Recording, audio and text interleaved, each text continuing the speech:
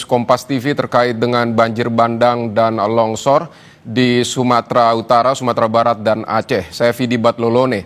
Saudara, warga korban banjir mencoba bertahan di tengah kondisi yang porak-poranda akibat banjir dan longsor di Provinsi Aceh, Sumatera Utara, dan Sumatera Barat. Seperti harapan mulai hadir dari bantuan yang mulai berdatangan dari sejumlah pihak. Banjir dan longsor yang melanda Provinsi Aceh, Sumatera Utara, dan Sumatera Barat menyisakan kisah duka bagi mereka yang kehilangan anggota keluarga dan juga warga yang harus bertahan hidup dengan keterbatasan akibat bencana.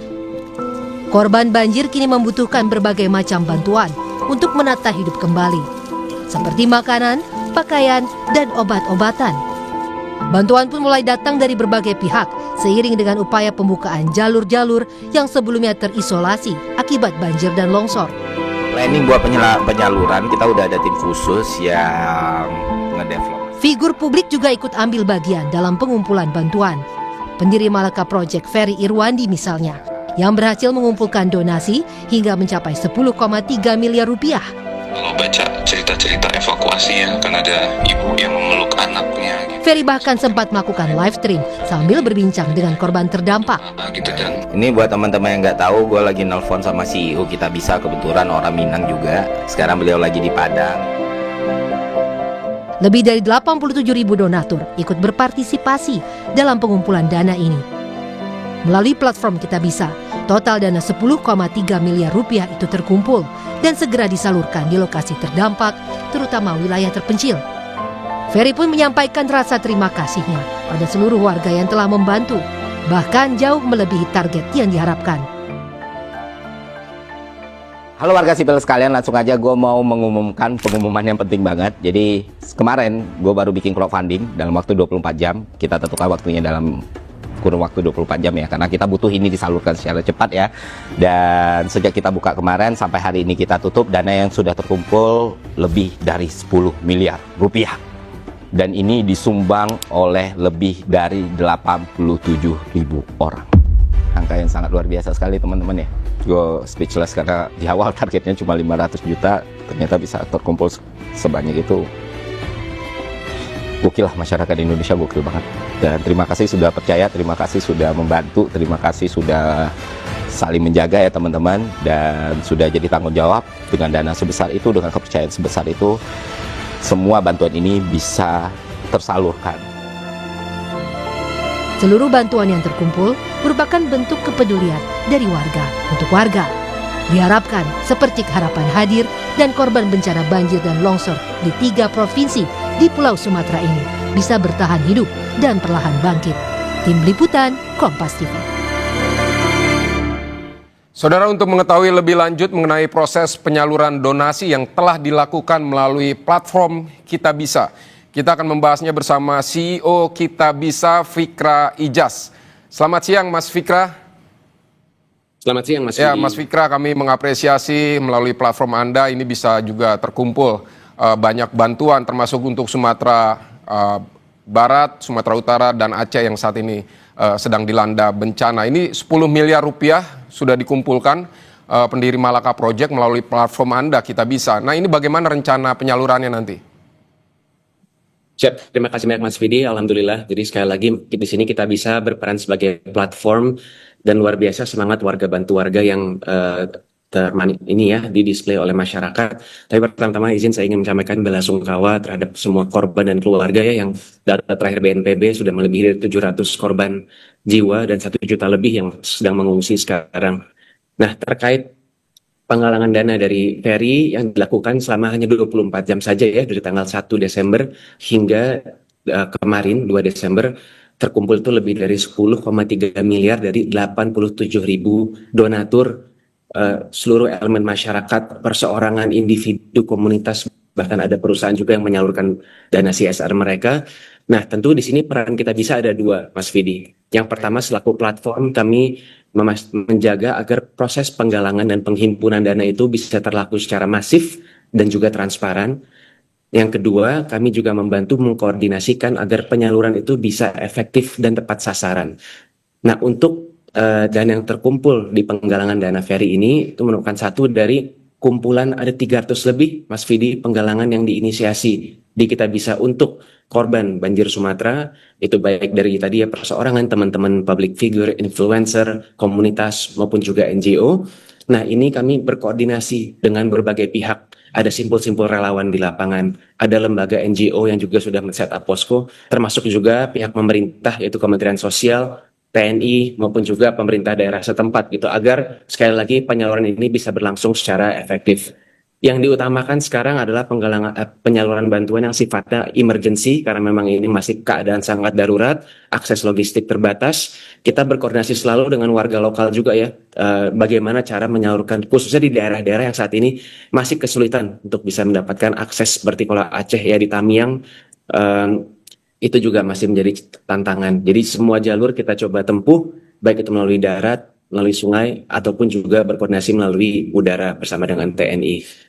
Baik, kalau dari Ferry Irwandi sendiri sudah terkumpul sekitar 10 miliar, kalau dari berarti ada 300 lebih yang tadi Anda sebutkan itu kalau boleh diketahui seperti apa, Mas? Baik. Tadi kalau untuk penggalangannya Ferry Irwandi yang sudah ditutup itu memang dia ada link sendiri ya kitabisa.com/bantu Sumatera kita. Namun tadi di Kita Bisa saat ini yang sudah terverifikasi ada 300 lebih penggalangan dana terkait korban banjir di Sumatera ini, Aceh, Sumatera Utara dan juga Sumatera Barat. Secara total dana yang sudah terhimpun saat ini sudah melebihi 31 miliar dari 370.000 lebih orang baik ya, donatur yang menunjukkan semangat warga bantu warga ini. Dan sekali lagi semua dana ini kita akan koordinasikan penyalurannya agar bisa terlaksana secara cepat, efektif dan juga tepat sasaran, Mas Vidi. Baik, selama ini perjalanan untuk menyalurkan bantuan ke wilayah bencana yang Anda ketahui seperti apa, Mas? Ya memang banyak tantangan. Ini kami di sini menerima telepon dari headquarter, tapi ada belasan dari tim Kita Bisa yang langsung terjun ke lapangan, baik itu di Sumbar maupun di Sumut. Ferry Irwandi sendiri juga dalam waktu dekat ini rencana akan ikut melakukan penyaluran, meskipun dia harus cek kondisi kesehatan. Kalau dari lapangan yang kami dapat informasinya memang masih banyak medan-medan yang sulit untuk ditembus ya. Kalau di Aceh tadi kembali di area Tamiang, di area Kabupaten Langsa, itu perlahan sudah ada yang mau terbuka aksesnya, tapi masih banyak yang tentu saja belum mendapatkan logistik bantuan yang dibutuhkan. Jadi memang kita sekarang bisa lihat juga banyak ya dari footage yang ada di sosial media, yang ada di media-media bagaimana kondisi lapangannya. Banyak juga footage dari udara betapa masih banyaknya area-area yang sulit dijangkau dari darat sehingga memang harus ditempuh melalui jalur udara. Nah, disinilah sekarang salah satu tantangannya bagaimana kita bisa memperbanyak akses tersebut karena ada wilayah-wilayah yang masih terisolasi, Mas Vidi. Jadi itu tantangan yang kami dapatkan dari informasi di lapangan. Baik, ini kan penyaluran bantuan ini kan berupa uang ya dari para donatur, terus kemudian kepada Ferry Irwandi 10 miliar. Terus kemudian nanti tim Kita Bisa sendiri yang akan menilai begitu, kira-kira seperti apa bantuan yang harus diberikan, dalam berupa apa, seperti itu atau seperti apa, Mas? Bisa dijelaskan?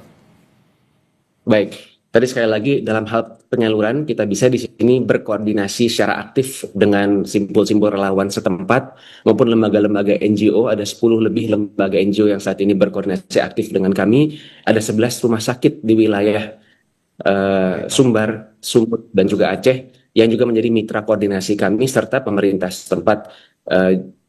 Sekali lagi supaya kita bisa memahami kebutuhan masing-masing lokasi.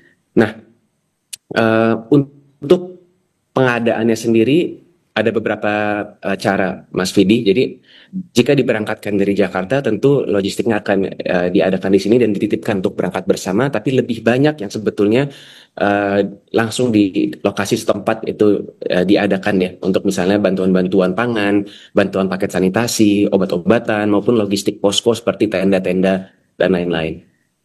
Baik, Mas, kondisi mana saja yang Anda ketahui ini terparah sehingga membutuhkan bantuan yang cepat begitu?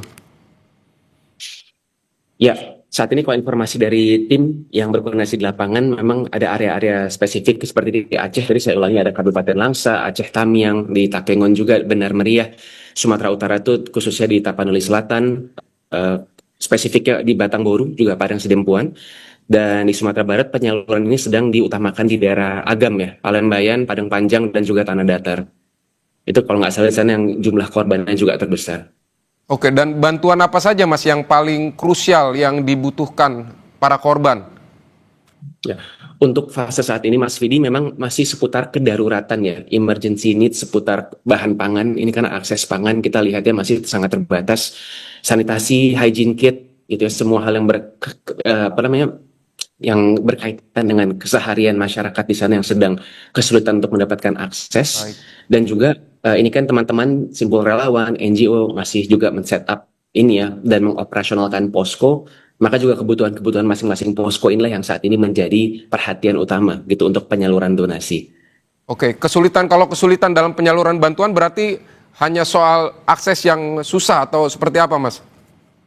Utamanya hanya akses, yang terbesar tentu adalah akses gitu ya, karena ini kan Galodo dan juga ada longsor ya, jadi memang ada area-area bisa dilihat, kita kan di sosmed banyak sekali melihat ya, ada yang sudah mencoba ke sana, tapi aksesnya secara darat itu sulit ditempuh atau belum bisa diterjang, secara sungai pun juga tidak bisa menyasar ke semua area gitu, jadi memang salah satu opsi yang ada yaitu adalah bantuan melalui udara, tapi ini kan juga secara ketersediaan itu terbatas ya, sehingga memang di sini menjadi salah satu tantangan terbesar untuk akses kembali ke setiap pihak dan keluarga yang terdampak. Karena ini luas sekali cakupan dari banjir dan longsornya ini, Mas. Baik Mas Fikra, CEO Kitabisa, terima kasih untuk penjelasan Anda di Kompas TV. Semoga apa yang Anda lakukan dan juga para donatur untuk menyumbang ini bantuan bisa segera sampai dan bisa digunakan oleh para korban bencana alam di Aceh, Sumatera Barat, dan Sumatera Utara. Mas Fikra, terima kasih banyak. Amin ya rabbal alamin. Terima kasih Mas Vidi. Selamat siang. Saudara, Dewan Perwakilan Daerah atau DPD melalui ketuanya Sultan Bakhtiar Najamuddin mendorong pemerintah pusat menaikkan status bencana banjir bandang dan longsor di 3 provinsi Pulau Sumatera. Kita akan kembali usai jeda.